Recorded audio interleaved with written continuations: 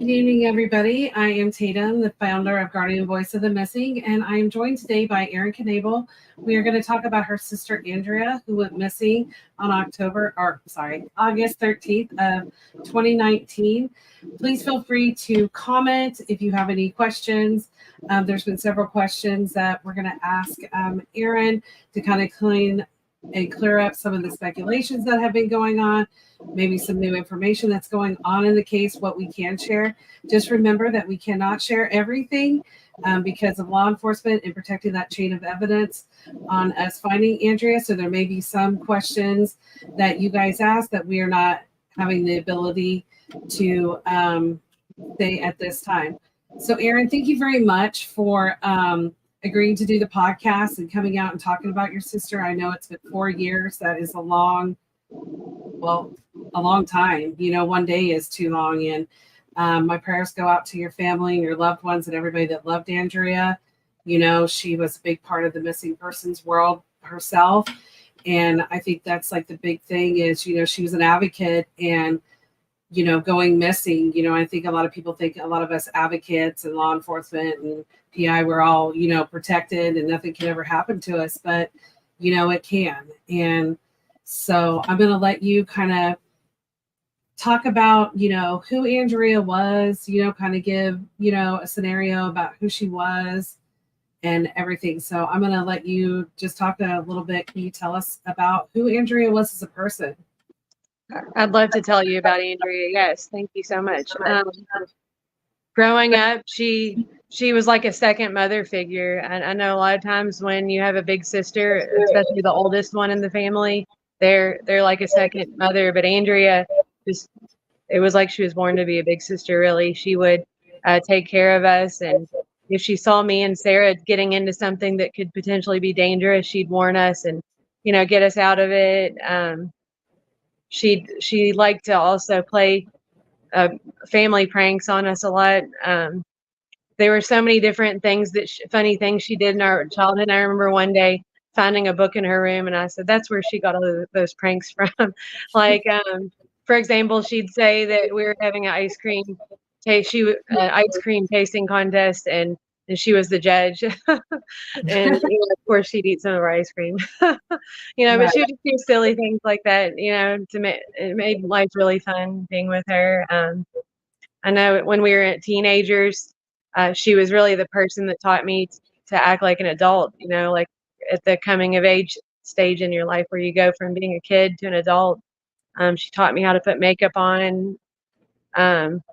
Back in the 90s when grunge was popular, she taught me how to dress like a grunger, and, you know, the jellies and the baggy blue jeans and all that stuff. And just so many things remind me of her. I feel like she's a part of who I am just because so much of my life included her in it.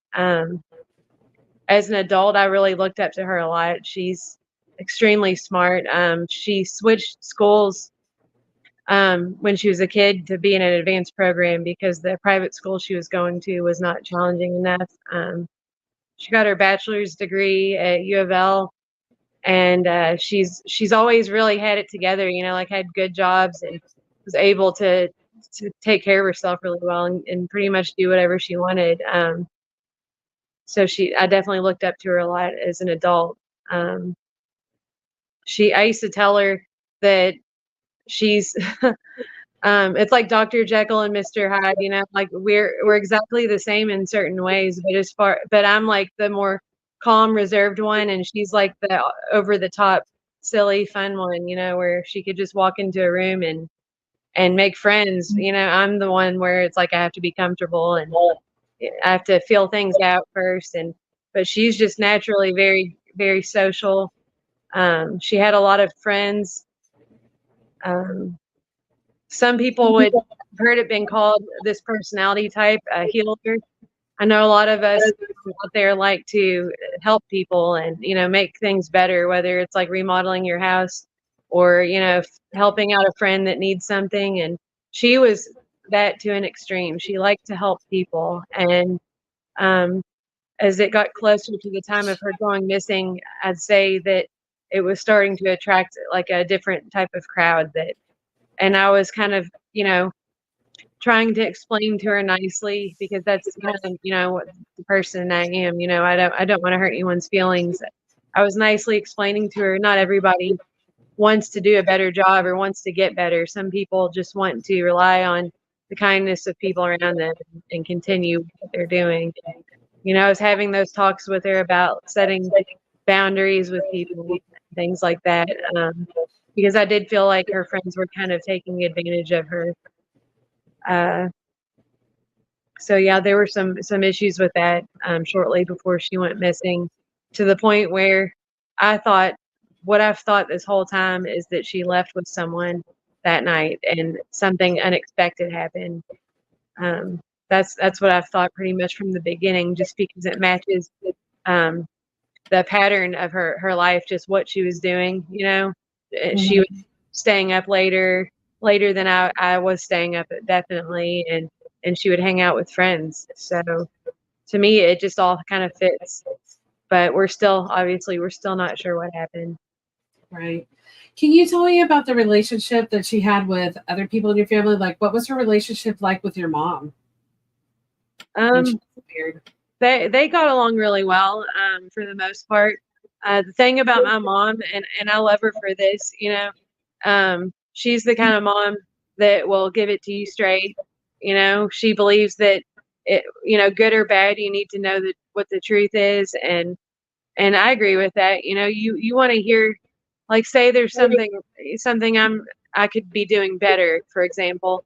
She feels like, it's she would be doing me a disservice not to tell me that. She would rather it come from someone that loves me than from some random person. You know what I mean? So she's definitely very blunt, where she was just telling Andrea, like, you're doing a good job with your job search. She was getting interviews and things like that, but she felt like Andrea was kind of sabotaging those efforts sometimes by the crowd she was keeping, and kind of still wanting to be out with her friends. That's not normal behavior of someone in the late 30s.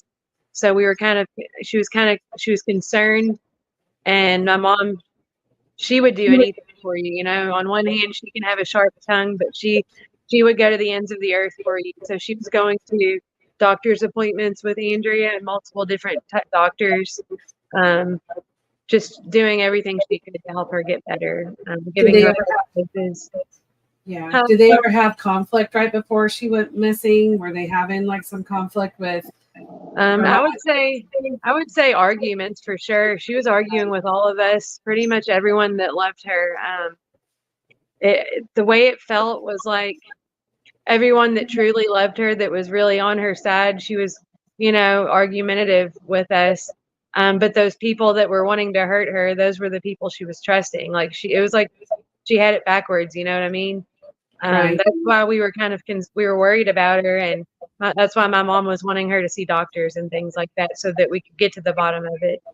Yeah, we tend to be harder on the ones we love than we are to the people that we're not as close to. Yeah, I mean, the way I put it is, if you never argue with your family members, it's like, do you truly love them? Because you know what I mean? Like, I wouldn't, if someone was doing something incorrectly and I didn't care about them, why would I even care to say anything to them about it? Right. I just let them go on doing their stupid stuff. But if you care about them and want things to be right with them, you're going to tell them those hard things. Right.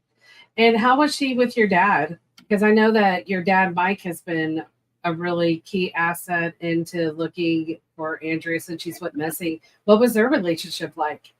Well, that's a tragedy all in itself, because they're so much alike. I'll say that to start. Andrea's positivity, where she could wake up and be bright-eyed and bushy-tailed, while I'm like miserable. I hate mornings. She gets that from my dad. She's motivational, where she can pick me up out of any sad situation I'm in. She's very good at motivating you. My dad is that way. But they're both also very, very stubborn, and that's okay. That can be a good thing when you put it towards something meaningful. But basically what happened is, they were extremely close early adulthood and all her life, and they had a falling out, just a difference, and lifestyle and everything. They had a falling out, and she quit talking to him Okay. and ignored his calls and texts. So they went for a really long time having like a broken, where they were estranged. They would see each other from time to time, um, but it wasn't like it was before, and it was just heartbreaking. They were both very upset about it. Andrea would talk about dad, dad would talk about Andrea, and I would tell both of them, they both wanted, like, they need to apologize, and it's like, just skip the apologies and just talk. You all are family. That's what I would say. And um, I finally got them to start.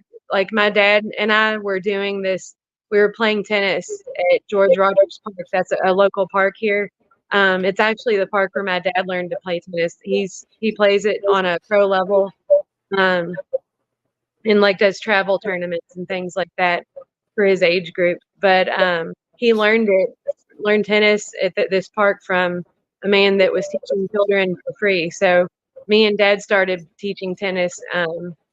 We started doing that at this park, and I convinced Andrea to go with her kids, and so we would all play tennis together.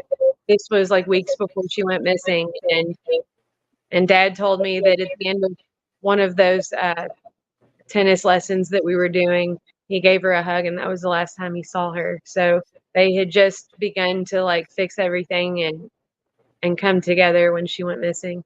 How long ago was that prior to her missing? Do you remember like how many days? The tennis lesson, Yeah. I don't have an exact, I couldn't tell you exactly, but I would say probably 2 weeks or so. It was less than a month for sure. And what was her relationship with Sarah?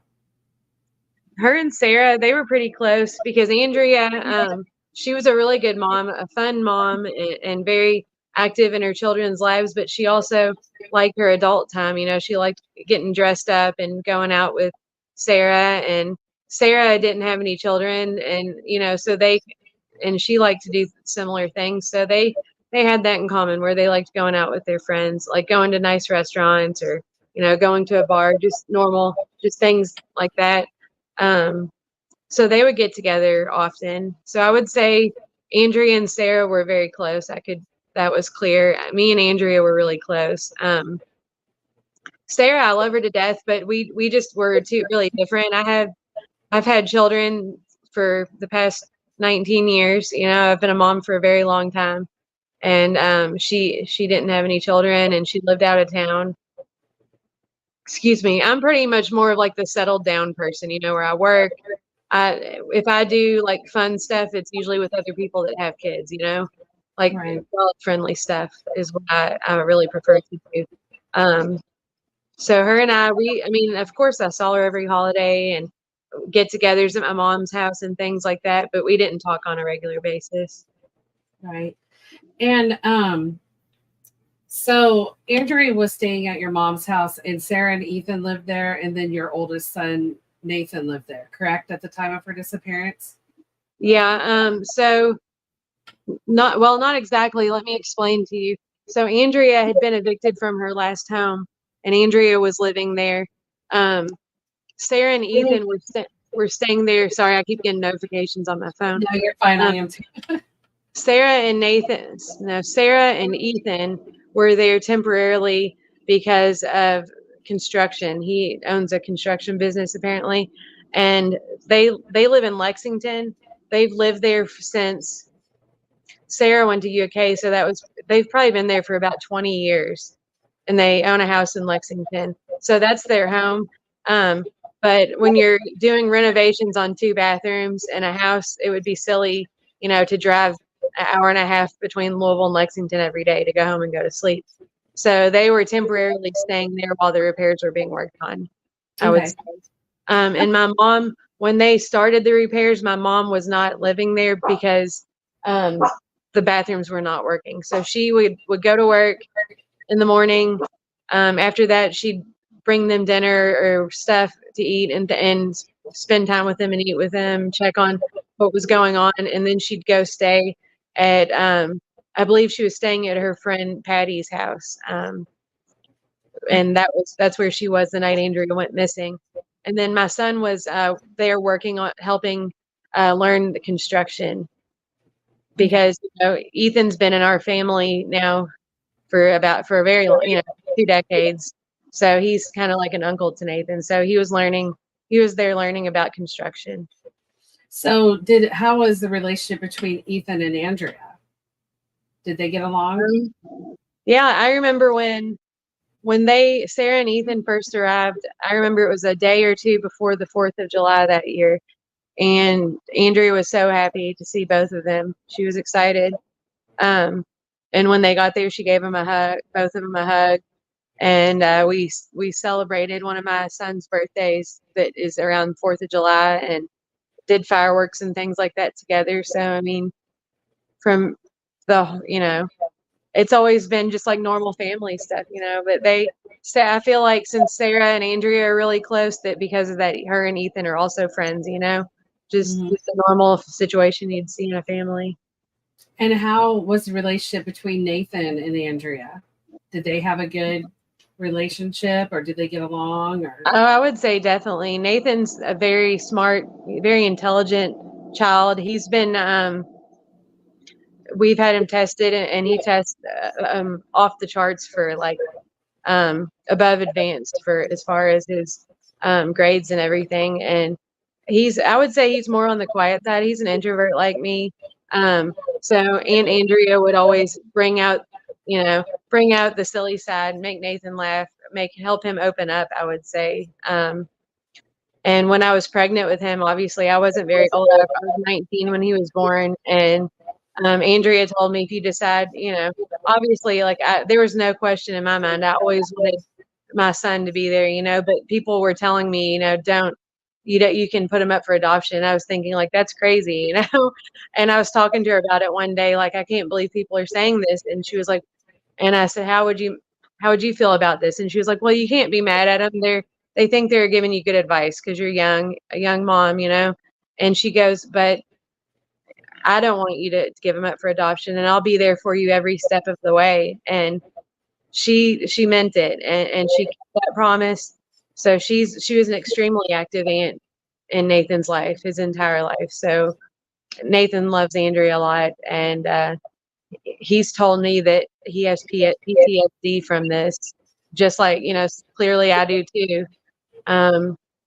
Nathan, shortly after Andrea went missing, I would say a few months after, there was even a shooting right outside of his work, which is right down the street from where we live. So he had double PTSD from both situations happening back to back. So I would say he's traumatized by this, just because he was an older kid when it happened, and I feel like he fully understands the terror that everyone's going through.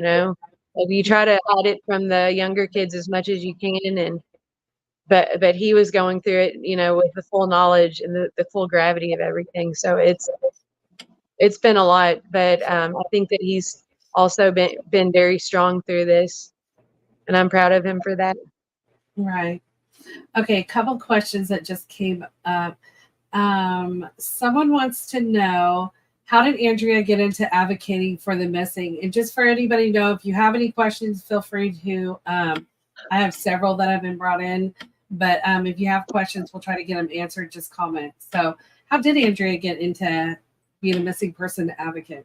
Well, first I'll say Andrea was working at Humana for a long time, down the street from where I was working, and like in the corporate world, wanting to work her way up and things like that. And I think she had a bad experience there. So after that, she wanted to kind of, I guess, do her own thing, do side jobs, and work on starting her own business. So through that journey she was on, at one point she was working at Tumbleweed, and she met Suzette there. Suzette is one of the members of Missing in America.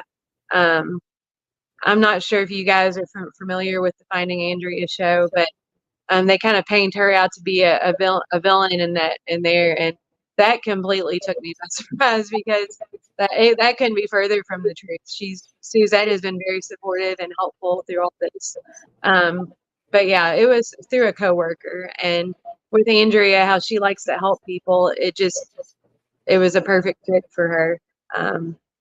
it's a very selfless role. I'll say this too, since I know so much now about missing people, because you're helping someone that can never help you back. Like you're not getting anything from it. It's a very selfless thing to do. And I'm really proud of Andrea for wanting to do that, having never been through it herself.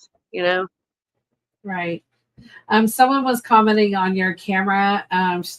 Erin told me right before we got on that her screen got cracked, so it looks a little smoky. So that's why it looks like there's a cloud of smoke with her. It's just her camera is a little broken or whatever.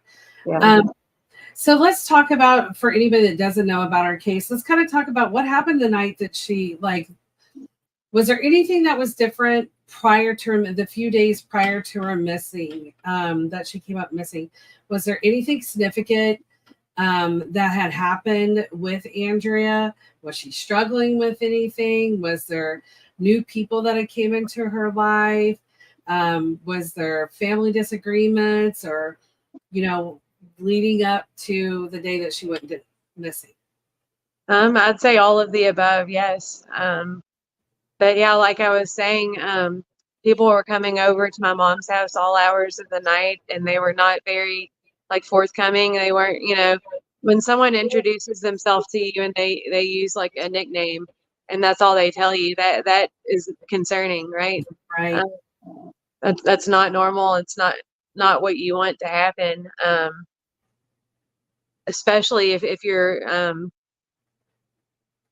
well, I don't know. There's really no especially, I guess. I mean, nobody would be happy with that. So it's scary when someone you love is, you feel like they're doing these things to hurt themselves, and it's like you kind of feel helpless. I'm trying to think how to explain it, but like when it's an adult, you can't force them to do the right thing, or to do what is best for them. You have to just tell them how you feel, and hope for the best. And like I was saying earlier, Andrea is very stubborn.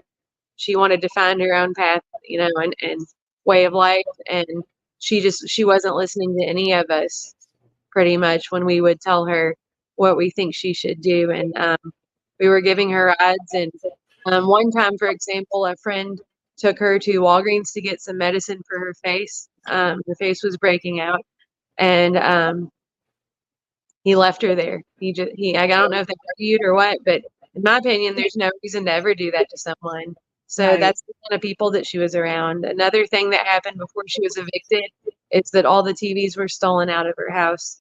And she thought it was her old neighbor who she used to babysit for him all the time for free. Like he would just come over and be with her kids all the time. So she had a lot of, in my opinion, the family, all of us, we were desperate. Like it's a terrible feeling seeing someone you love go through that and not knowing how to fix it. So we were desperately trying to help her. And Right. and so that was happening. It was a struggle. The last time I saw her, she was upset about just talking about these. She said she was tired of talking about it all the time, and she was like basically saying, "I'm going to prove everyone wrong. I'm going to fix this." And I was telling her, "Good. I really hope that's what I want. That's what we all want. So like, just keep doing what you're doing," is what I was telling her. So I really just let her vent a lot, and to me, it just seemed like a normal night because she was upset with what we were telling her. Right. So the day that she went missing, what was that day like? Had you talked to her in the morning throughout the day or anything like that? Well, it was on let's see, it was a Tuesday evening, so it was a work day for me. So I was at work most of the day, um, and I was having, I don't know, I guess I was just overwhelmed with normal work stuff, and things that were going on. So I was, I came from the time period, like I didn't really get a smartphone until I was in my later 20s, just because, I don't know, I didn't like the thought of always being on the phone, you know what I mean? So every now and then it's not anymore since I'm looking for Andrea, but what I used to do is every now and then I would unplug and just, spend time with my family, the people that were there in front of me. So that day I was just stressed out and just wanted to relax. So I had my phone sitting in the kitchen, And I had my friend Michelle was over here. I've known her since 1999, and we were sitting on my porch. My kids were sleeping in the living room. Um, and the reason why is because the place I moved into, it's a fixer-upper. It's an older building. It's a townhouse, and some pipes were leaking in my bathroom, and the bathroom's right above the kitchen. So like basically there was construction going on upstairs. So my kids were sleeping on a big couch I have downstairs. So that's why I was sitting outside talking to my friend, just kind of unwinding and relaxing. And she walked up to my house and she said, Erin, I've been trying to call you and text you. What's going on? And I told her, I'm sorry. I didn't have my phone near me. And so I went and got it. But it's normal for her to come over to my house and vent, this place I'm in now, I moved in here. It's like a transition, I went through a divorce and I was a stay-at-home mom. So this is like me rebuilding, So anyways, before I was staying here, when she still had her house, I would go over to her house and vent to her when I was stressed out, So that was all normal to me. She was upset, so I just let her talk, and it was really, really hot. So I told her, why don't you go in and, put some water on your face. She was talking about how hot she was, and just relax. And I told her if she wanted to turn the TV on quiet, really low, she could sit on the floor and watch TV in my living room. So she went in and cooled off and did that. What time of day was that? Were you guys sitting out on the front porch and she came walking up? Yeah, we were sitting on the front porch. It was nighttime by this point. Was that before? I have the timeline. Are you okay? I'm going to go ahead and post the timeline. That's fine. Yeah. Okay. So on the timeline, what time did she come over? Was that before or after she had went to the hospital? Well, the story I was telling you is like what I experienced myself personally. Okay. So this, like through the day, obviously I knew what she told me and that was it. But this timeline is made up from talking to multiple family members and like surveillance cameras at the hospital and different things like that. I just wanted to point that out. That's how we created that timeline. No, I'm glad you did, because I think a lot of people look at the timeline and they're like confused. Yeah. So like when I tell you what's happening, this I'm telling you from my own personal experience. What happened. But as far as when she showed up at my house, I would say this was after she went to the hospital. She went and got medicine for her face. And I want to say this, a lot of people like to kind of dog us and make us feel like crap, say we're idiots, because they were like, oh, she has acne. There's obviously a drug problem, And obviously, I understand that when people do hard drugs, it affects their skin. I've actually read a lot on it. I know that the toxins cannot fully escape your body through urine and things. It has to also come out through your pores, and that's what usually causes the acne. So like I realize that, but we have a history of skin conditions in our family. We have eczema. It comes from my dad's side of the family, and also Andrea's always had acne problems. I actually do too. Like my face is breaking out right now and I'm wearing makeup over it, So right. Did you know if Andrea was using? Because that is a question that people have. Do you know, was Andrea actively using? So going off of her behavior, we knew that there was something off, like something had changed majorly with her. And we weren't sure if it was drugs or mental health. That's one of the reasons why my mother was going to the doctor with her. My mom wanted, Andrea gave her permission, and mom wanted to be there too so she could find out exactly how Andrea needed help, So that was something that we were working on doing. And when I would go see her, I would see her almost every day. But it was just from like when I got off work about 5:30 or so till I had to leave and take my kids to bed. So I would be at her house for about 3 hours every day. And when I was there, we would just do normal mom stuff, So if she was doing drugs, she was she was hiding it. I mean, and what I know about her is that she always wanted to be the person that I looked up to. You know, she knew that at my whole life I'd always seen her as a role model. So I can understand if she was hiding it. Like, obviously I forgive her, and I understand the struggle, you know. So, also the choice of friends that she was bringing around and all the high risk situations she was putting herself in and staying up late, all that was very concerning. And we weren't sure if it was a mental breakdown or drugs, or, you know, most of the time it's both. You know, most of the time there's already a problem in order for someone to start using drugs. So we were working on figuring that out so that we could get Andrea the help she needed. And unfortunately, her chance to turn it around and get better was taken from her by whatever happened that night.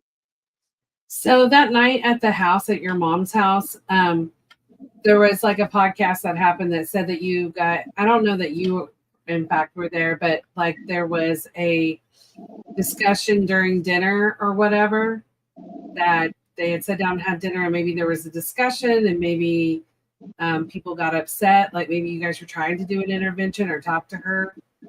I wouldn't say it was an intervention. My mom brought over Chinese takeout that night for them to eat dinner together, and I think that, you know, my mom regrets this. It's something she's gonna have to live with the rest of her life. But she said, "I wish I would have said it nicer to her." But I guess my mom was being a little bit sarcastic. You know, I mean, it's hard working a regular 8 to 5 job, and also scrambling to figure out what's wrong, and how to help your daughter, and especially if it's happening late into the night. You know, you get really exhausted, and I mean, it's like burning the candle at both ends when you're doing that, you know? And that's kind of how I felt too, that like nothing I did was making things better. And I was doing so much, you know, like we scrambled to help her move out of her house when she got evicted. Um, we had like days to move like washers and dryers and beds, and like a full 4-bedroom house of stuff, and a huge basement. Like it was a nightmare. And we just was that the first time Andrea came to your house? Was after they had dinner? Well, they had dinner. Were you there? They argued because, you know, Andrea was frustrated with mom's sarcasm. You know, Sarah said, "Andrea, I understand like you're mad that mom's being sarcastic, but what she's telling you is correct. You need to listen to her," you know? So I think Andrea felt like it was 2 against 1. It hurt her feelings, you know? So she didn't like the arguing, and she went upstairs to kind of cool off. And in my family, it's normal for us, you know, if we're not getting along, to kind of take a break for a minute, and then after some time passes, you cool off and you're fine, you know? So that's basically what happened that night. For my, you know, that's what everyone has told me about. Because you were not there when they had dinner at your mom's house. Right. Yeah, I was at my house with my kids. Okay. At the time. So when she came over to your house and talked to you, how long was she there? Let's see. Well, to be completely honest with you, the entire day, it's a trauma. It's very traumatic, and it's common when there's a traumatic situation for you to blank out. So I couldn't tell you exactly how long it was. You know, it's something that it's almost, you know, it's been 4 years, and it's almost like reliving a nightmare or like a terrible dream. You know, that's how it feels. So I couldn't tell you. If I had to guess, I would say maybe about an hour. But the time, what the timeline says, if I check that out, I could tell you if it's correct or not. But the timeline that Tracy Leonard made is accurate as to what I told him. If that's the timeline that you showed me, would you be able to send that to me actually? Yeah. And I could check it out and let you know for sure. But if I had to estimate right now, I would say about an hour. And what was her demeanor like when she left? Because she came over upset. Had she calmed down or anything prior? Well, she came to my house twice that night. The first time she had calmed down, you know, when I told her like, you know, go inside and relax for a minute. She was wanting to stay the night at my house, but she didn't seem like tired at all. And, you know, my kids were in the living room sleeping. The upstairs was not usable. I had to work the next morning. Everybody in our life had been telling us, like, you all are causing, you know, you're enabling this behavior. You're a part of the problem, because you're not letting her, like, if you're not like completely failing, you might feel like you're making it work and things are okay. Like people were telling us we're giving her a false sense of confidence that things were fine because we were doing too much for her. So we were having like everyone we knew, even like the specialist, tell us that we were doing too much for her. So Did she with ask to stay the night the first time with Yes. you? Well, Okay. and I told her, yes, and I told her I'm gonna take you home. I called both my parents that night to see what they think, and um, they agreed that I should take her home and let her get in, because normally what would happen is if Sarah and Ethan were home, she would get in the house and go to sleep. Um, so I dropped her off. And she went around to the back, and that's where we usually go in, is through the back door. And she didn't come back for a minute, so I thought she got in, and I left and went back home because my friend Michelle was at home with my kids waiting for me to get back so she could go home and go to sleep. Um, so I drove home. My friend Michelle left, and then I turned the lights off, and I actually slept on the couch with them. It was cramped, but we made it work. Because my youngest was, still like maybe one or something at the time. He was pretty small. So, anyways, we were laying on the couch, and Andrea came back and knocked on my door and it woke me up. Um, and I didn't know this, but my middle son actually, it woke him up, and he heard us talking and everything. I didn't know that until about a year ago. Um, but she was like asking me to stay, and this is probably the worst moment of my entire life. I told her I'm sorry, and that she couldn't. And the reason that I feared the most that I didn't want her to be here, it had nothing to do with her. I trust her with everything. I was worried about the people that she was bringing around. Um, because this is all I have, like I had just gotten this place. I moved in here February 2019, and this is August 13th, 2019. So I'd just been there a few months. I didn't know my neighbors very well. I love my neighbors now, so if I would have known them better, I probably would have felt more comfortable. But I was worried about, loud noises, or I didn't want to have everything in my house stolen, like what had happened to Andrea before she got evicted. And so I was really scared about that. And that's when I drew a boundary, and I said we're supposed to work on not enabling her. I mean, I would give her my car sometimes. She's before she got evicted, and she would say she's going to the grocery, and she'd be gone for literally 8 hours, and it would be like 10:30 at night, and on a school night, and I'd put my kids to sleep at her house, and I was babysitting for her, and I would call her to ask her, what's taking so long, and she would get mad at me. Right. And I'd just have to wait until she got home and then take my car and leave right away because she's mad that I was asking where she was. Did you guys get in an argument that night? Did it get pretty heated when you weren't letting her stay? No, she was sad. She was crying. I felt terrible. I felt like a knife was stabbing me in the chest. And for the first year after she went missing, I didn't use that door at all because I would get that same terrible feeling like I was suffocating, like a knife. And which door was that? Are you talking about the front? My back door. So she went to the back door the second time versus the front? Yeah. I don't know if she tried the back door and then she went and knocked, because the back door is closer to me. So she might have went to the back because it's closer to where I was, to not disturb us and everything, like not to disturb the kids, I guess. But yeah, if I could do, change anything in my entire life, it would be what I said that night, but a lot of people tell me you can't foresee the future, don't You can't blame yourself. Yeah, don't be mad at yourself. But then I also say, like, if you don't feel bad about something, like, did you ever truly love them, because that's a sign of love when you take responsibility for what happened because you wanted it to be different, So right. You said she was crying when she left. Did you see anybody like outside when she left? Did you go outside? Were you outside with her? Did you notice anybody, any strange vehicles or I didn't, or which direction she was walking to, or so my backyard, like my actual property, it's a small area, but behind that is some vacant land and then some woods. So it's like completely, it's like nothingness back there at nighttime. You can't see very far because it's so dark. But the way I was feeling is like I was second guessing it, like right in that very moment. Like I couldn't believe I was actually telling her no. So what ran through my head after I closed my door and she started to walk away, I thought like I can't leave her crying like this. I'm gonna go to the front of the house in the kitchen and look out the window and check on her. And if she seems like she's got it together and she's okay, I'll let her go. So I went.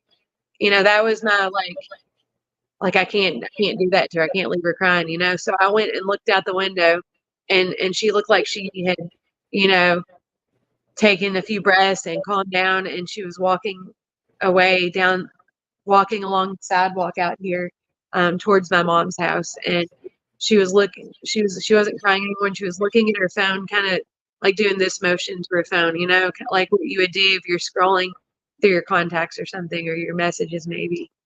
Okay. Here's a question that somebody has typed in. Do you think the person Andrea gave fake money to could be responsible for her disappearance? Well, that's something that we're not able to fully confirm. If she was doing the fake money thing, that's kind of a rumor. Can you elaborate on this? The fake money? Yeah, so that's a rumor that is going around. Like that's speculation. I don't know who called in that tip or said it, but apparently someone said that. So it was something that was investigated. When we were going through her storage unit, she had a big printer, and to me, like I saw it sitting on her dining room table when I'd go to her house and hang out with her, and she would use it to print off like normal stuff that you have to do for like paying bills or whatever stuff for her kids, things like that. But we had it checked out forensically and everything just to see if there was anything helpful on it to find Andrea, and it was just all normal errands and stuff for the kids and things like that, work stuff. So there was never anything found with like her belongings to confirm that. And on the Investigation Discovery show, he brought up this counterfeit money. Like he showed a dollar bill or whatever it was, and Joe was analyzing it with a microscope. But one side of this, I've seen it before because it was in your storage unit. So one side of it looked like a normal $100 bill, and that's the side that the TV show was showing.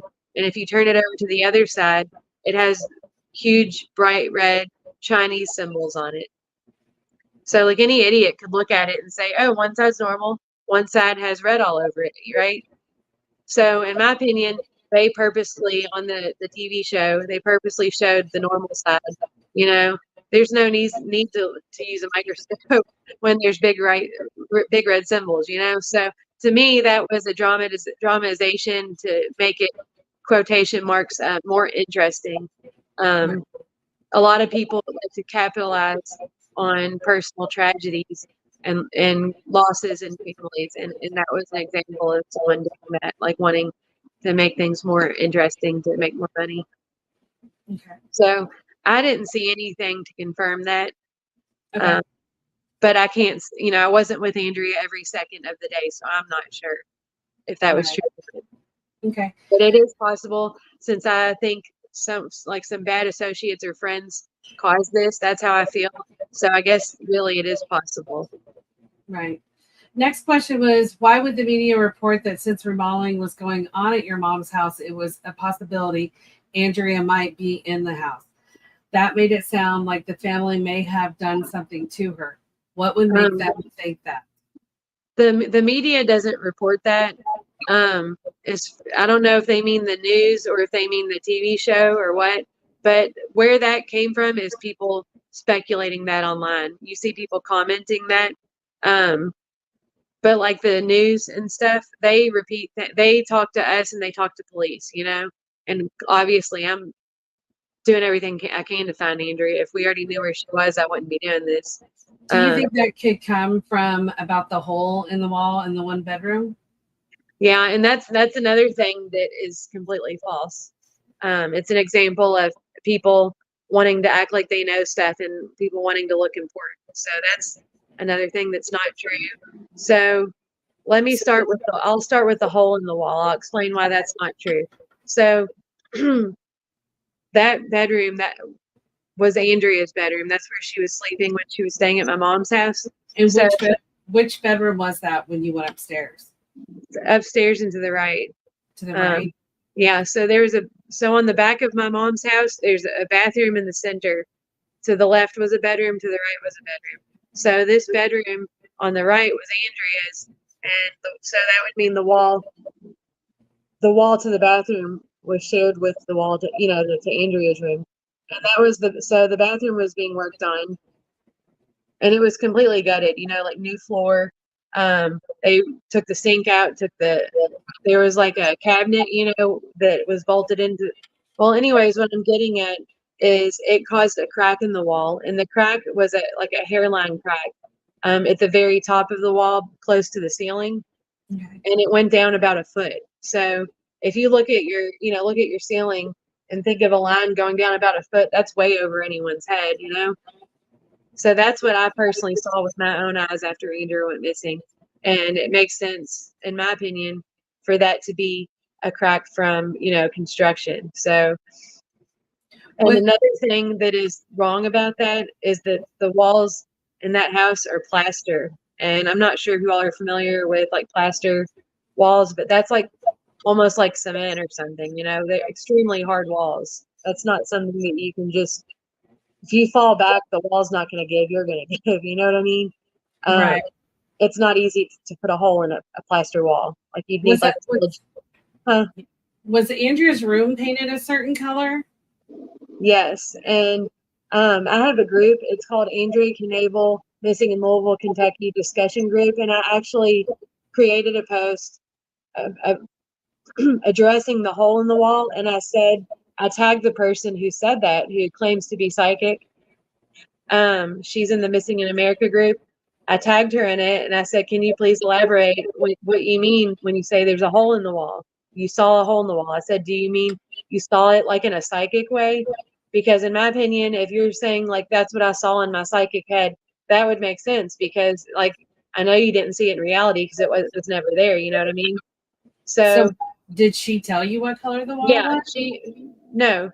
Well, she responded and said like everything under the sun. She said it was a crack. It was kind of like a crack and kind of like a hole. Like basically, she said things that didn't make any sense to me. It was like she was trying to play both sides of the field. She wanted me to trust her, but she also wanted everybody to believe that there could possibly be a hole. So, in my opinion, when someone doesn't make sense, it's because you're lying, right? Right. So she what color was Andrea's room, since that seems to be a thing out there on the internet? What color was it?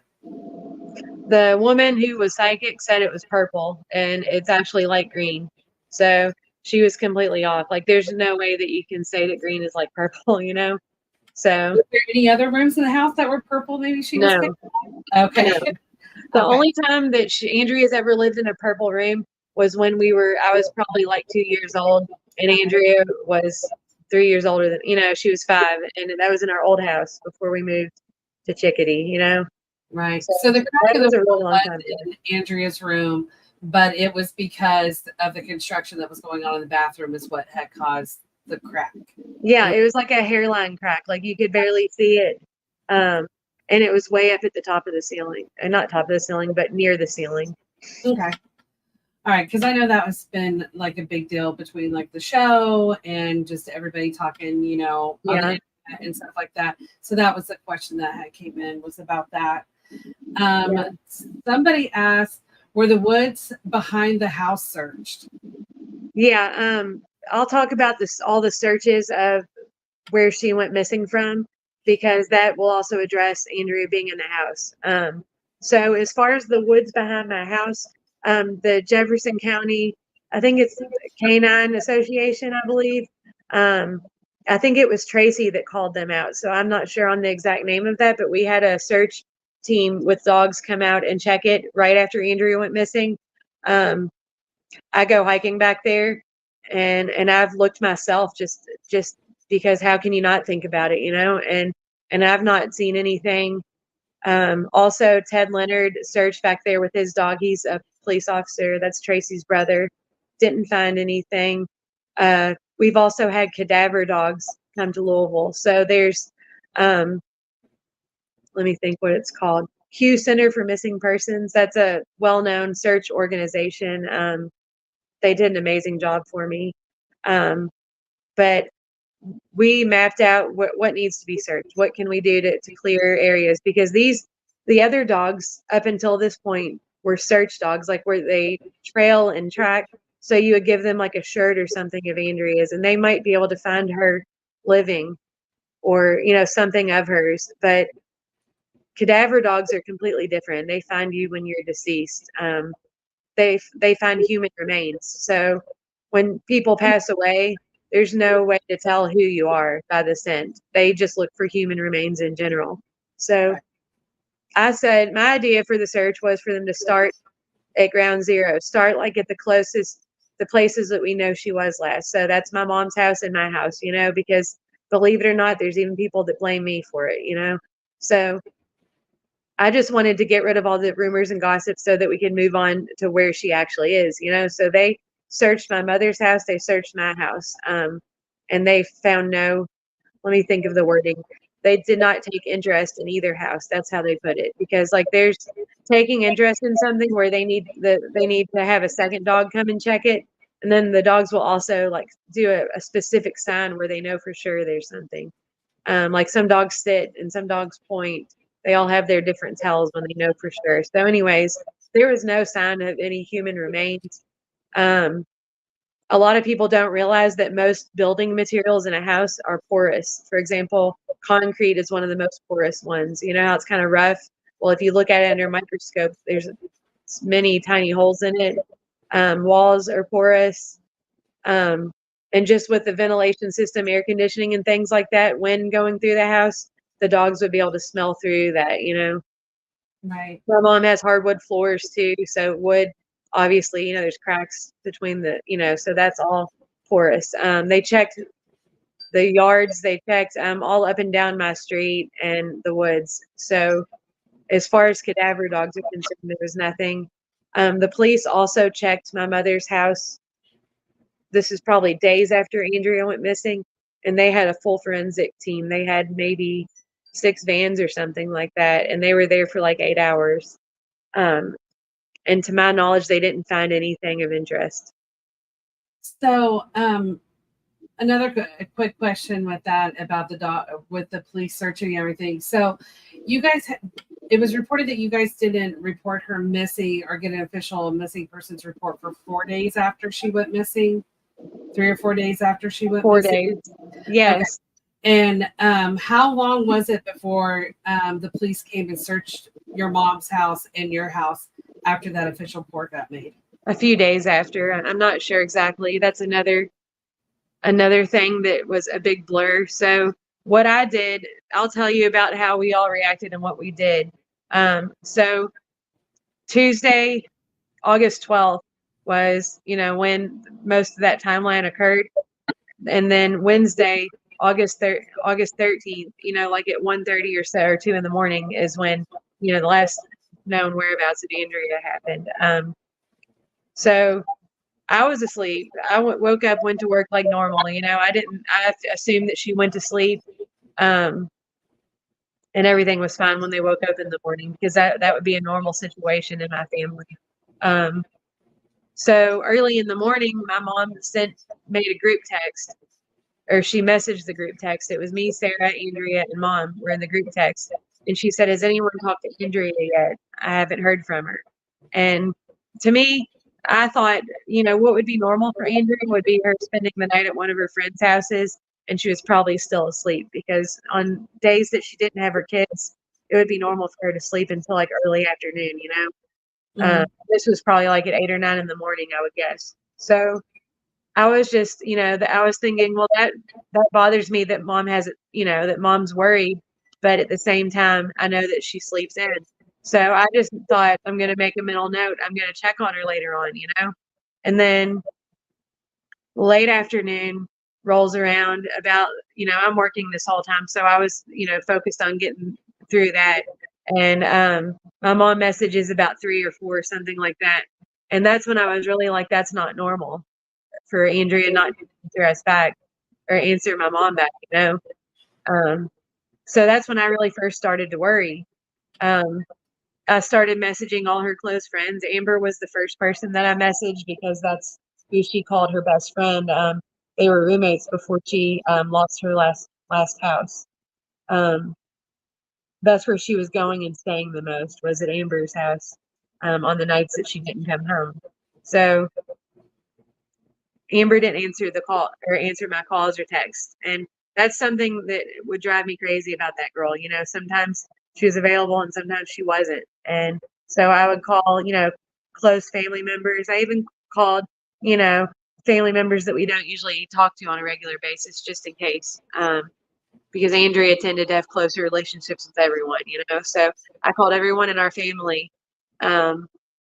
Everyone told me they hadn't heard from her. And I was thinking, well, you know, Amber is her closest friend, and Amber's the one that's not answering the phone.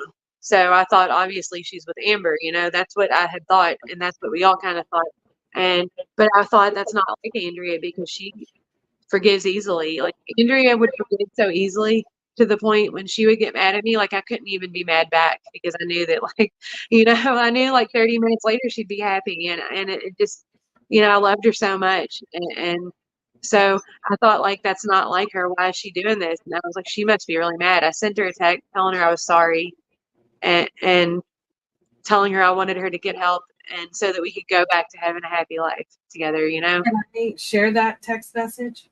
Huh? The text message of you apologizing to Andrea for not letting her in that night. I have a copy of it.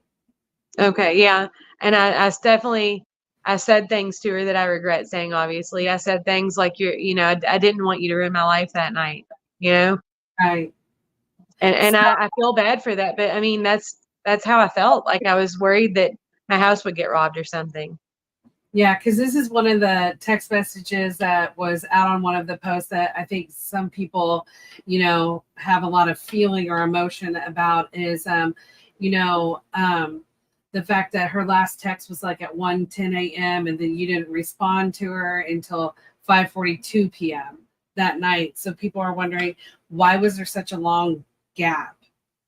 And when did people start texting about? Hold on, I'm zooming in so I can see what's going on here. Okay, sorry. And she would, 4:39. yeah. Remember how I said earlier that I left my phone sitting on the kitchen table? It's because of that. Okay. So that answers that question for people. That's why it took you so long to respond back to her or to answer any of these questions about. Yeah, when she walked up to my house, she was saying, "How come you didn't answer my calls or texts?" And I told her I'm sorry because I had my phone on the kitchen table. So her first question was, will you bring blank to mom's when you are finished? Are you okay with me saying who that was, or will you tell us who that was? I'm trying to zoom this in. I don't know what it says. I don't know. This looks like something like Nancy. She claimed to want to help us. But instead of helping us, she did stuff like this to cause gossip and speculation. I don't know what it was saying. Okay, because when Nancy first, that was another thing that came up from people. When Nancy, when Andrea first went missing, Nancy, you know, came and was helping and stuff, and you guys seemed to get along or things were going well. Is that true? Like, what happened? Where was the falling out between Nancy? She would get mad at me for like, okay, so there's different missing persons advocates, and some like her and some don't. And I would tell her, like, we need help from everybody in the world until we find Andrea. And she would tell me to turn people away and not let them help. And I told her, like, there's no way in hell I'm going to tell people no, because we need everyone to help us. So that was happening. Another thing, she was originally managing the Finding Andrea page, because I'll be honest with you, realizing my sister was missing on the 17th when Amber finally got back to me, that was the closest I've ever been in my life to completely losing my mind, like going to a loony bin and not being able to function. You know, the only reason that I'm here right now and okay is because I have a really good support system and a lot of people that support me and love me, you know? So that was an extremely hard time for me. And at the very beginning of it, everybody was blaming me and saying it was my fault. So like imagine, when your sister first goes missing, like that's my brain.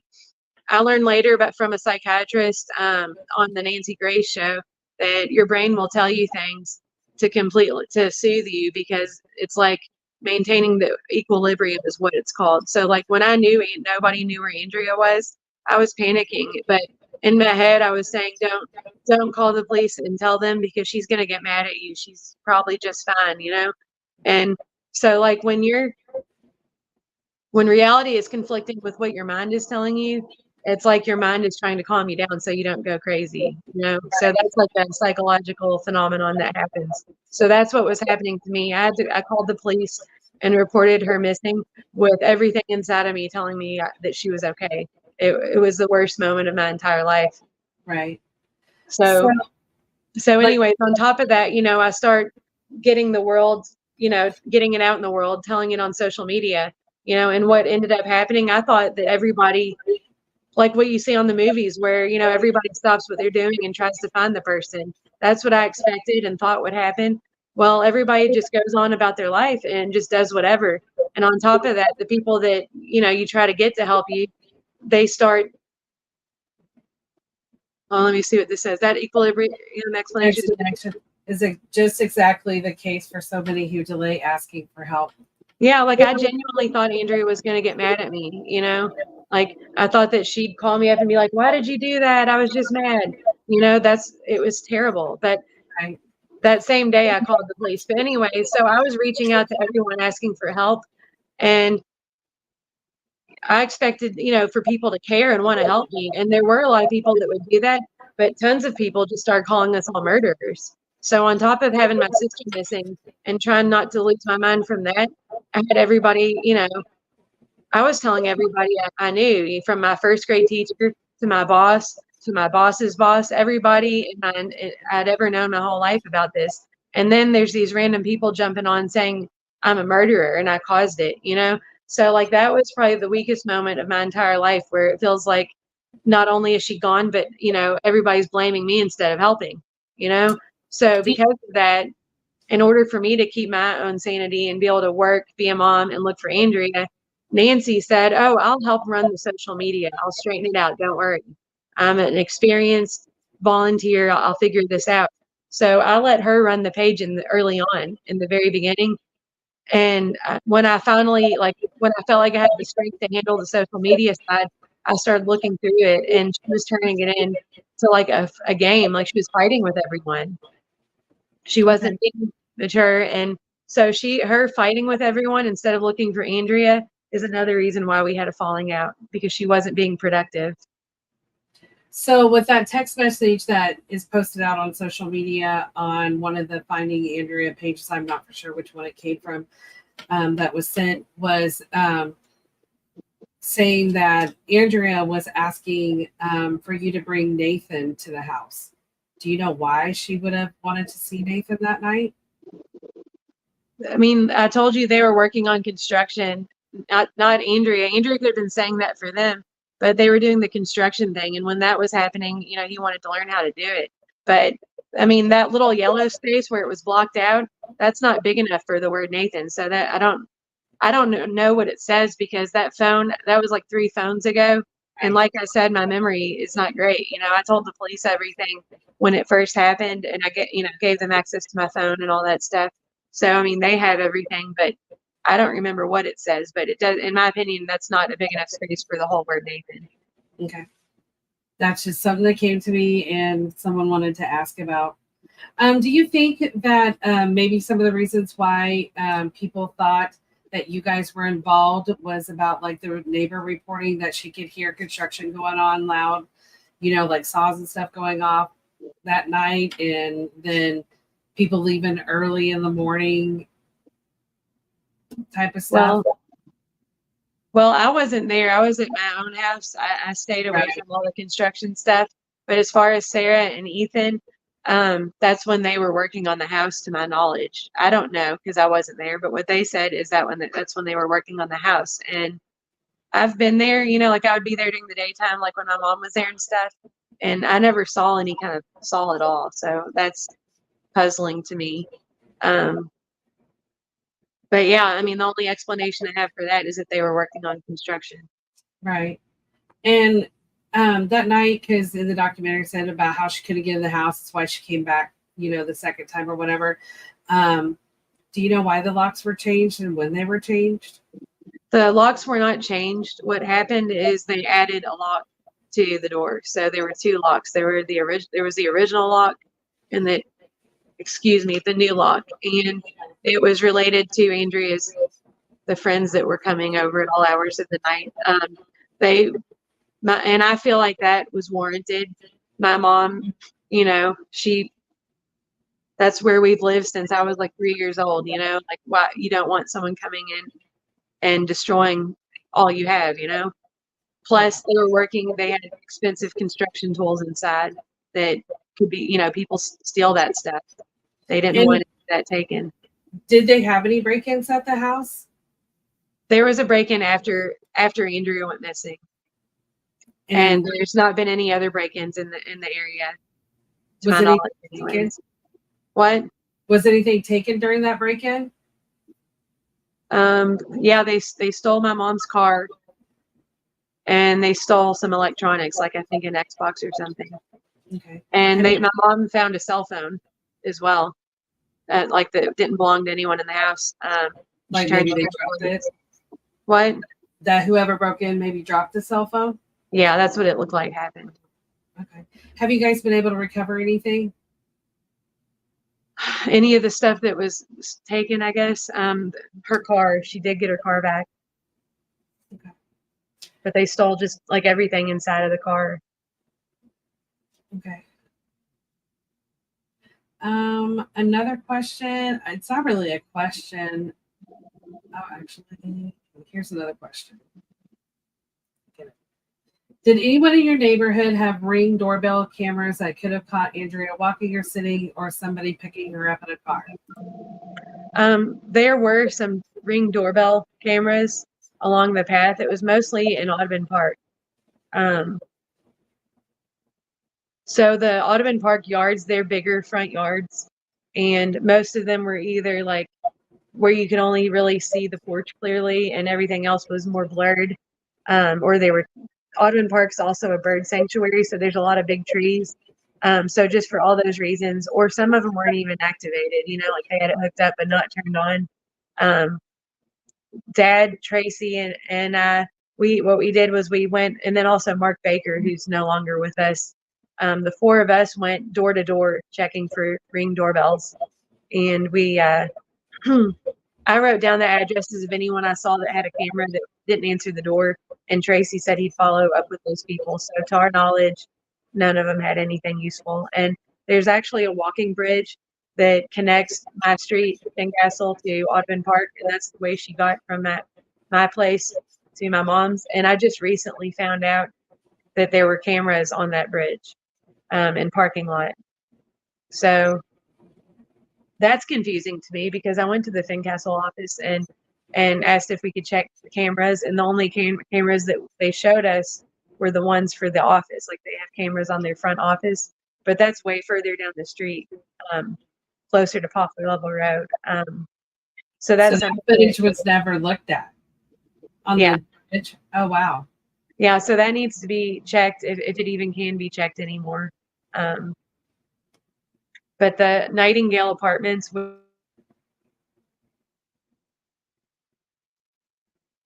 We can't hear you.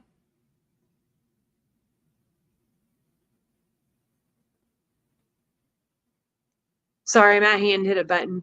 But the Nightingale Apartments at the end of that bridge, it's known to have some dangerous people there sometimes. And there was no video cameras there, or were those cameras checked? Not that we saw, no. No, we went door to door with that too and didn't find anything useful. Tracy also did, where he checked backgrounds of whoever's in the area and found several people and checked those people out, just people that had a history. Right. Someone says, do you think the break-in can have been connected to whatever happened to Andrea? Dad and I worry that that's a possibility just because of, like I was saying, the pattern that was happening in her life was she was helping people that were hurting her back. And and one of her friends broke into her previous home. So I think that it's possible that it could be connected. Dad has thought the same thing, so we told the detective that's working Andrea's case about it. We also have a second detective that is volunteering to help us. He works in the missing sorry, I'm trying to think how to say it, missing persons unit, but it's not the Louisville one. But he doesn't, none of the detectives like when we say their name on any kind of media. So he's, doesn't want to be named. But anyways, we tell him, and then we also tell the detective on her case. Are those two detectives talking? Yeah. I guess the way it works is that Louisville Metro Police Department Missing Persons Unit, they have to request help from other agencies in order for them to like officially be involved, where it's also their job to look. I guess that did not happen, but he's a really good detective. Like, I've learned that a lot of detectives are basically like government employees, and they hit the time clock, and when they're done, they're off the clock, and then there's the ones that you see like on TV, like Law and Order, where they can't stop, and they look for him 24/7. So this guy really is like a dedicated detective, where he's volunteering, he's doing it for free, basically. Okay. But he's an active law enforcement, just in a different agency. Yes, and he's doing it out of the kindness of his heart. We're very lucky to have him. We met him at church at one of the vigils we held for Andrea. Great. The question is, did you guys find out who the cell phone belonged to when the one that you guys found when the break-in happened? Well, the police have all that information, and they, when there's an active investigation, they don't tell us, unfortunately. Yeah, the next question was the cell phone left behind during the robbery turned over to law enforcement, or the odd chance that it was connected to Andrea's case. So, it was turned in for the purpose of finding who broke into my mother's house, because she's, an elderly woman who is like helpless. So that's the main reason. But on top of that, we also want to know if it's related to Andrea. So what we did to make sure of that is we told the detectives working the case. Okay, but do they have the cell phone? That's what they're asking. Did law enforcement? Yeah, my mom gave the police to the phone in order to figure out who broke into her house, and then I told the detectives on Andrea's case. Someone was saying thank you to that volunteer detective. Yeah, I agree. I'm grateful for that.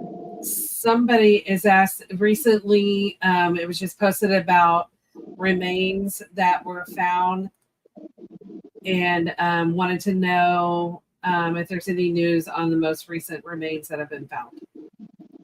We're still waiting for answers on that. My dad, I send, that's something that he does. I usually handle most of the social media and podcasts. He usually handles like the news, calling the coroners and stuff like that. So that's something we're waiting for answers on. Okay. One of the other questions that came into, there was a car, that gold cream colored car that is being looked for. Do you know whose car that was? We have a pretty good, so what happened with that is I could make out like the silhouette of the man, and vaguely I could tell he was white and he had dark hair, but I couldn't get a clear view of his face because the windows were very dark. But he was driving up and down my street and stopping in front of my house. My dad and then the detective that used to be working on Andrea's case, we were all standing on my front porch. We were talking about Andrea and doing the DNA swabs so that they could identify, familial DNA with any remains that are found. So we were talking to him about everything. And he stopped right in front of my house and was staring at us and eating a sucker. But through the raising awareness on the news, we were able to identify him and turn everything over to the police. And I still think that he knows something. I don't know exactly what he knows or if he knows everything, but he's definitely one of the people on the list. Did you know who he was prior to her going missing? No, you didn't. not at all. No. Okay. Another question was, do you think that with Brian being deceased, do you think that has something to do with Andrea being missing? Well, let me just put it to you this way. So the docu-series Finding Andrea came out October 2021, and he passed away February 2021. So just months after he got on that show and said he felt like he was in danger for what he knew, he dies. So I think that it's very possible, and I think that he died under suspicious circumstances. His brother had to go door to door looking at Ring cameras to see who caught any footage, and it really makes me upset that the police weren't doing anything like that. They weren't investigating, because he was like a known drug user apparently. I feel like that's a common theme that I've noticed through all this, that they treat you like you're trash if you have any kind of problem. So, anyways, his brother found the footage of him falling. Um, and I think it's definitely possible that it could be related. Is it, or I don't know for sure. I couldn't say. Um, but it's definitely been checked several times because we've brought it up. We want to know for sure. On the Dr. Phil show, it came out about a lead about her, your sister possibly being burned in a fire pit. Were you ever able to talk to those girls that came forward with that story? I called the girl that said that, and she originally told Tracy that she had a video or a picture of Andrea from that night. And when I called her, telling her like I'll do anything to help you get to the phone that is in storage that has that information on it, and she kind of started to take it back. So do you think it was a credible lead? In my opinion, this girl, it's clear to me that she really was a victim of human trafficking, and she was actively helping other people get out of that lifestyle. And everything she said sounded like it could be true. But was it Andrea? I'm not sure. That's the part that I don't know about. Somebody asked, do you think that Andrea left on her own accord? No, there's no way. I don't think Andrea would ever leave me, let alone her children. She lived for her children, and we were very close. We talked almost daily. So I think that's not possible. We were hoping early on, that like when she first went missing, we had hoped that she was okay. So we were thinking about like, what if she was on drugs and we didn't, all this time, and we didn't know what, we didn't help her or get to her in time. She could be like, out of her, not in her right mind because of that. We thought that was a possibility. And we hung flyers all over the city. We went through homeless camps and got to know just about every homeless person in the area. And the police told us that we raised enough awareness and looked so much that they don't think it's possible for her to be out there on her own accord at this point. They think if she is still alive right now, they think the only possibility is that she's either out of town and probably being held captive. They think that that's the only situation that it could be where she's okay. So I have hope that it's possible. And it's really crazy for me to say I have hope that she's captive, but I just want it to be something that she can recover from, even though I know that with all this time, it's not likely we'll get her back. I still keep hope just in case, because you have to have something positive to keep you going. Has there been any more lead the podcast that had covered that she was possibly on an escort site? Has there been any more follow-up on that? Is that true that she really was out on the escort site there in Louisville, or was that like a dead end? I've never seen it. The police, that's not something that they tell us if they do know anything about it. Tracy has checked. I know he's checked things that he knows to check. I learned recently there's some software, like picture identifying software, that searches that. So that's something that I think would be interesting to check, because those like escorting sites, that's also human trafficking most of the time. Or a lot of the time it is human trafficking. where they pretend like it's consensual. So, I mean, I think it's possible that she could be out there and be trafficked. We just don't know yet at this time. Yeah. So the night that you took her home, did you take her anywhere before she went home? Did she have you run any errands with her that were maybe kind of odd or weird? No, I was concerned about getting home to my kids and going to sleep, so we just went straight there. Okay. What I was wondering is if she went to the doctor to get medicine for her face. I was wondering if she went to a pharmacy or anything like that and got the prescriptions filled. I thought that was, I guess she didn't, she might not have had time to do it, I guess, because she took an Uber home from the hospital. Okay. What do you think is the best lead at this point on her case? I would say the people of interest that we have came up with from the different leads and raising awareness. We have how many people of interest you have? I don't, well, I have a piece of paper that where I wrote all the notes of Andrea, you know, what we know about Andrea going missing. It's 2 pages long. I don't really have an exact number of people. Okay. And we have a list of possibilities of what, you know, what rationally could have happened to her. And we've narrowed it down to 10 situations. Right. Was there any video footage? There's a rumor going out. Don't know if it's factual that your son Nathan had taped Andrea the night that she went missing. Do you know anything about that? I think that's a rumor. I've never seen or heard anything like that. Okay. I thought that was kind of odd to find out on the internet, so I thought I would like ask, since someone has brought it up before about there's a film out that maybe she wasn't acting right that night. She was videotaped. Well, we know she wasn't acting right. You know, that was a whole, that's why we were all trying to help her and everything. So I don't know how that would have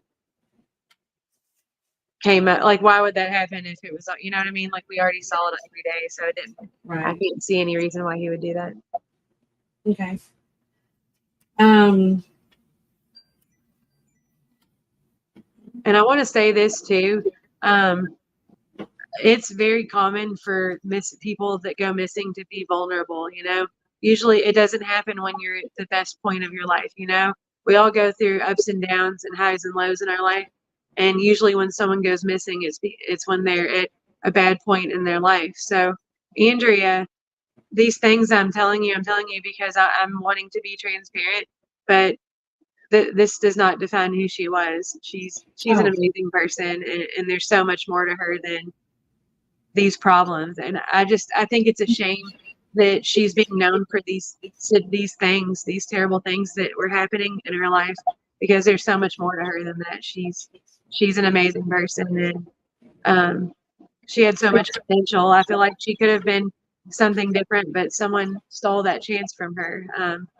She's a very motivated person, and she always came back from her problems. You know, she's had not divorces, but breakups and, you know, other low points, and she always bounced back. So in my opinion, whatever happened that night, it cut short her success. Right. I mean, I agree. I mean, the whole reason I, advocate and I started the Guardian page was I wanted to get the cases out there that people don't want to see, especially like if there's any drug involvement, alcohol involvement, mental health, those people don't get cases, they don't get coverage. They don't get those sort of things. Yeah, so it's terrible. People shouldn't look at Andrea, for choices maybe she made or people that she was involved with. She's a human being, she's a mother. She's, that is missed by her children. She's missed by her family. She's a person. All that other stuff doesn't matter. The fact that she's missing, that's what matters. It's getting her. I agree. So I agree completely. Another thing I wanted to mention, a common theme that I've noticed is it's really like what people will do sometimes, not everyone, obviously, because I've met so many good people through this, but a lot of people will review all the negatives about a missing person. And then they'll say, well, that's why it's never going to happen to me, because they're so, such a scary situation. They want to rationalize why it happened and basically blame the victim of the crime in order to make themselves feel better about it not happening to them.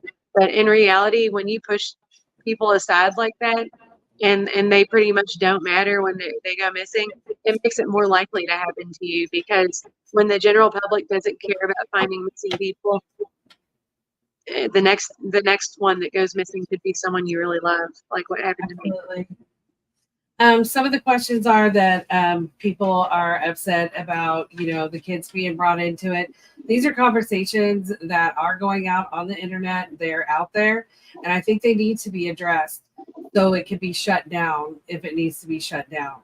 I mean, the sad reality is when people go missing, it's all fair game to a lot of people. I don't agree with it. It's not, something I agree with, attacking people or making accusations or anything, but this stuff is out on the internet. It's out on social media, and I thought this is a good opportunity. The question did come to me. It was a good opportunity to allow Erin to address these questions, so maybe we could get some of the speculations and people just out to hurt people to get it shut down.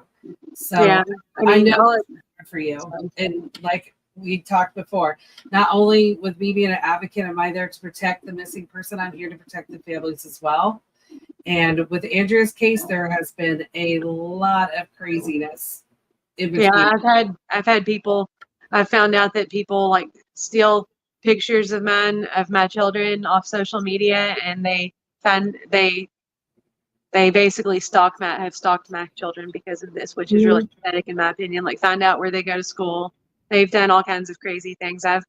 When Andrea first went missing, there were times where I would sit outside my mom's house in my car. I'd sit there and look at my phone because there was someone that was stalking my mother's house and taking pictures. My mom was very depressed, and she wasn't doing like a lot of her housework and yard work.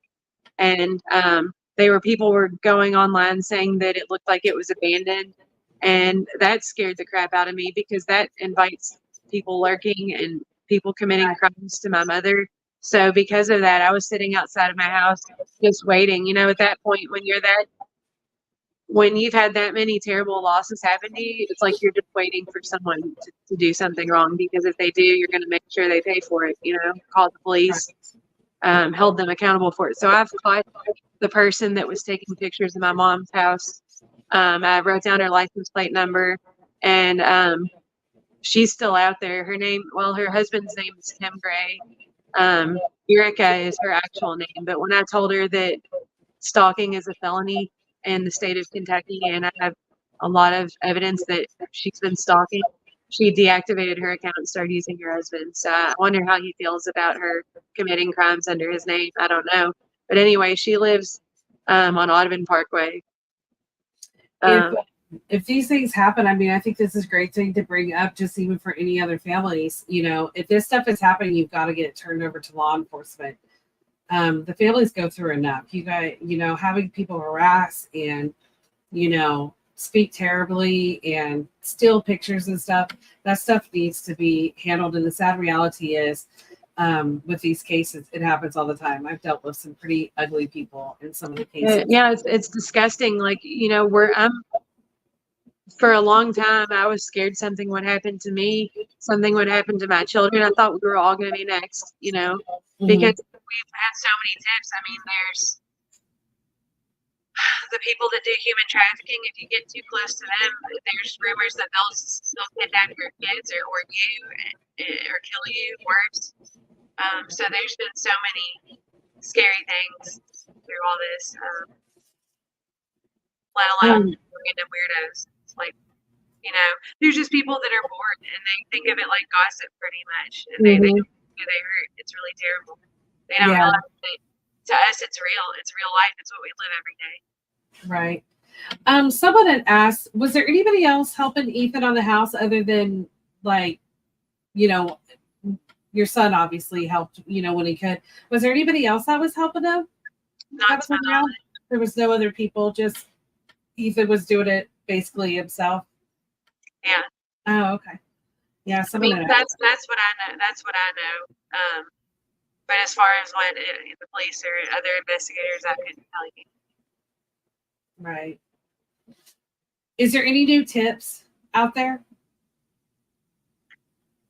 We do get tips almost daily now. my dad now handles the family tip line, and we've gotten ones that she was kidnapped. We have a lot where people still think they see Andrea, that my dad will drive any hour of the day and night and check it. We've gotten ones where people say they know where her remains are. Pretty much everything under the sun. We've gotten ones where they name specific names, even of people that know stuff. So it all, obviously we turn it over to the police and check whatever we can personally. Can you talk much about this search that so with Tracy Leonard, he was the lead private investigator in the beginning, correct? That's right. And he has turned it over to another private investigator. No, it was all turned over to the police. So TLPI is investigating your sisters. I don't know what TLPI is. TLPI was someone that Tracy was working with, and then he turned that investigation over to him. That's what I was actually directly told by Tracy. By Tracy. Well, he told me that he's not. So this is what I know about the situation. Tracy told me that he has people that volunteer, which that's always been the case. Like he would use Missing in America, they would volunteer and check things for him. So he has people that help him out, is what I know about it. And he told me he didn't turn over everything he had. He turned stuff over to the police. And this woman, Sarah Tangle, she's now a private investigator. I guess she did the test or whatever you have to do. But she's the only one that has told me that it's her case, which that doesn't even make sense, because why would you say that when you don't even have permission to do that from the family, Okay. And she has I don't know. I don't want to badmouth her because any help is better than no help, but there's been a lot of harassment to our family from her. So I wouldn't feel comfortable or safe telling her any personal details about my family. I would talk to police. Okay. Someone had said a resemblance to a girl I saw on the streets a year or two ago.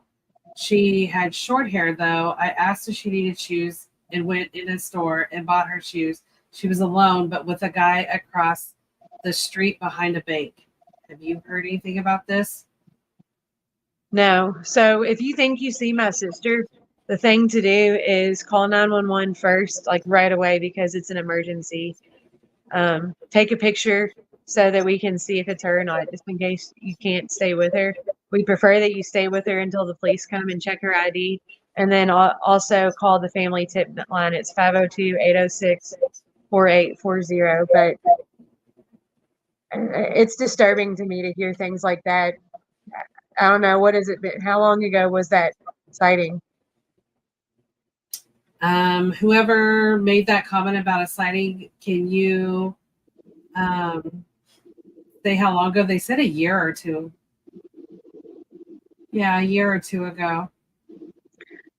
So the details are not familiar to me at all. So I've never heard that one. I hope whoever saw that called it into the police. But it's hard to check stuff after that much time has passed. But it's still worth it to call the police, because maybe there's some surveillance cameras to be checked. So back to the deal with Tracy. So you're saying Tracy is still the lead detective, correct? No, he's I'm trying to think of the word where what's it called when you just, you help here and there, but you're not like basically the only phone numbers to call if you know anything about Andrea is the family tip line. It rings to my dad's phone, or you call the police, the missing persons unit. So he, we can call him. I can't think of the word right now, but when you say you're a specialist at something, and you work for different companies. What's that word called? I can't remember. But anyways, if there's a specific situation that we need help with, like a tip or whatever, he'll help us out. But he's not like the dedicated person that answers the phone every single time anymore. Okay. It's just my dad and the police. Okay. because I know that I talked to Tracy before I did the podcast, and he had said that he was working with TLPI. Like, he wasn't doing as much with the case, but TLPI was in charge of doing like the private investigations part. That's what I was reporting. That's what I was told. That's why I have the number out on my flyer that he was stepping back. Yeah, and they never told us that. Okay. He told me that she was a volunteer that helps out with, like say there's a possible sighting of her and we need help with people riding around looking, like she might do that, or things like that. I was told that she was like a volunteer. So she would still be a good source, though, for people to call in tips if they don't feel comfortable to call the family line or to call the police. Me personally, I don't trust her. I don't think that she has like good intentions. She's not somebody that I would trust. I think it would be best to call the police. Okay. Because the reason I say that is because we've had people already say that they, start tip lines and say they were going to share everything with the police, and that's Nancy and Joe, and they right now are still keeping that information. They never turned anything into the police.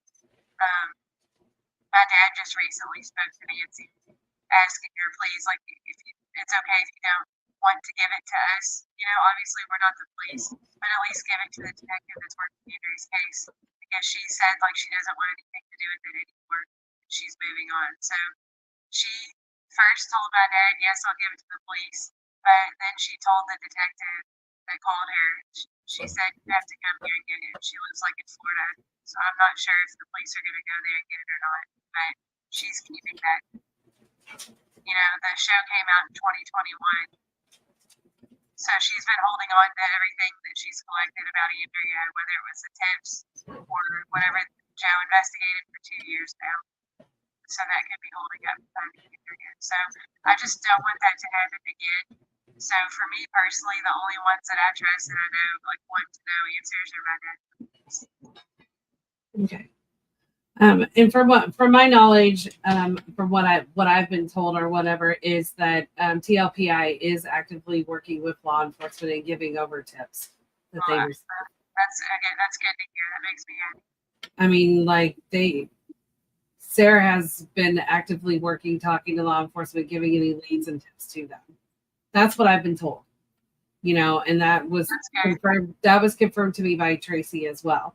I know I've heard there's just been a lot of in and out with the whole thing. And my whole thing is like, we're not here to get glory. I mean, that's not why I'm here, and I don't think it's right for anybody to hold any type of evidence from the police, whether it's a family member, whether it's a private investigator, all that information needs to be turned over and people need to be working together.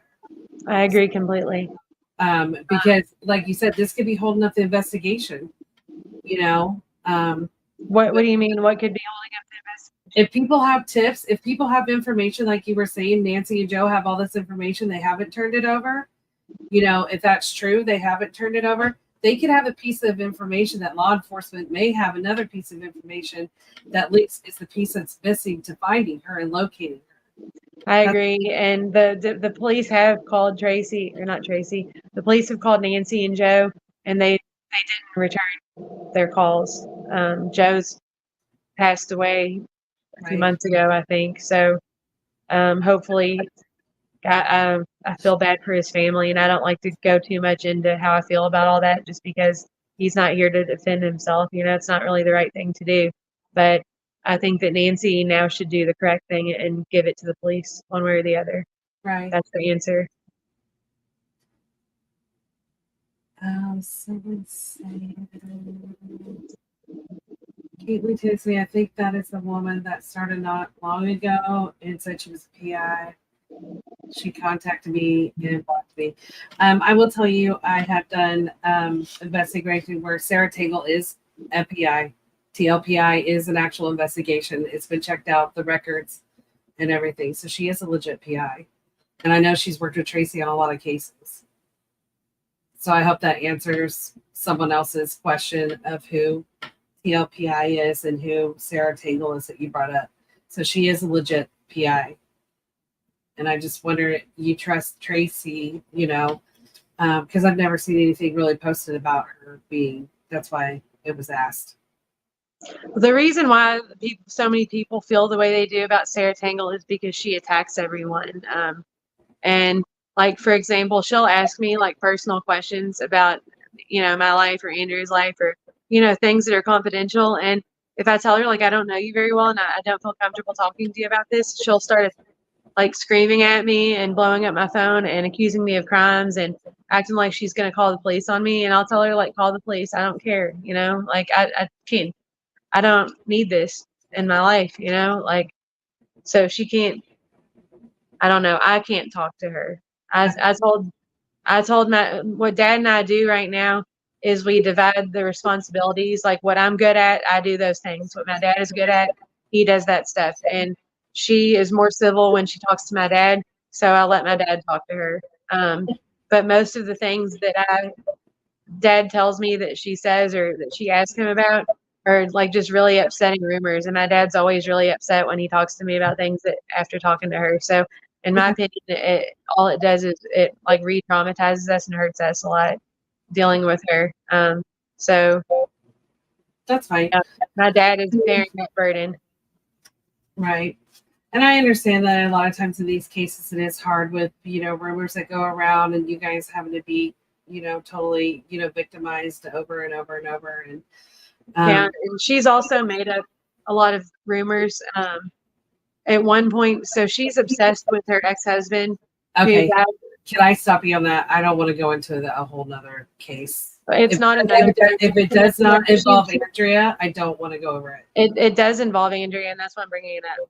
How does her ex involve Andrea? Did they know? Because he overdosed on the same day Andrea went missing, and she's blaming Andrea for his overdose, and she's fixated on my sister because of that. Did Andrea know her ex? No, we found no connection to the area of town or the people that know or anything. But I feel like that's the reason why she's doing this to us is because she is fixated on that situation and the dates being the same. So that wouldn't be relevant to Andrea's missing persons. That's what I feel like could possibly be her motive to taking an interest in this. And it doesn't make any sense, but I think that she's like obsessed with that. Okay. Well, I want to stay focused on Andrea, not get into any type of hearsay or whatever. If you guys have found no connection between her ex and Andrea, then there's no connection. Right. I agree with you, but I'm telling you, that's the reason why I don't trust her, because I think she's wanting to accuse my sister of crimes when she's not here to defend herself. Like she's saying crazy things about my sister that doesn't make sense. So that's why I don't deal with her. I've never heard any of that from on the internet or anything, so I don't know. Is there anything else you want to share about Andrea? Anything new? If anyone has any information about what could have possibly happened to my sister, please call. You can call 911 or you can call the missing persons unit. It's 502-574-7120. And you can also call my father on the family tip line. It's 502-806-4840. We have a volunteer group called Andrea's Angels. If you want to help us, send me a message, please, and I can add you to that. I'm on all social media raising awareness for Andrea. So if you look up Erin Knabel, you can follow me and share missing posters. If you have any questions at all, you can join Where's Andrea Knabel or Finding Andrea, and you can also comment on those to get answers. Okay. One last question that has came in, and I'm not for sure if this stems from the show or whatever, but someone was asking about the room situation again with the hole in the wall and all that. So like basically, they had showed when you like walk up the stairs, I guess, but everybody's bedrooms were upstairs. Is that correct? What do you mean? Everybody's bedrooms were upstairs in your mom's house. That's where people slept. I mean, I don't really feel comfortable telling everybody where my family sleeps exactly. If someone just ran by and shot them up, like that would be crazy. Okay. That's fine. That was just a question that has come in again about the rooms and where Andrea was at. Okay. Thank you so much for having me. No, you're welcome. Thank you. And I appreciate you coming on. All right. Have a good evening. Bye. You too. Bye.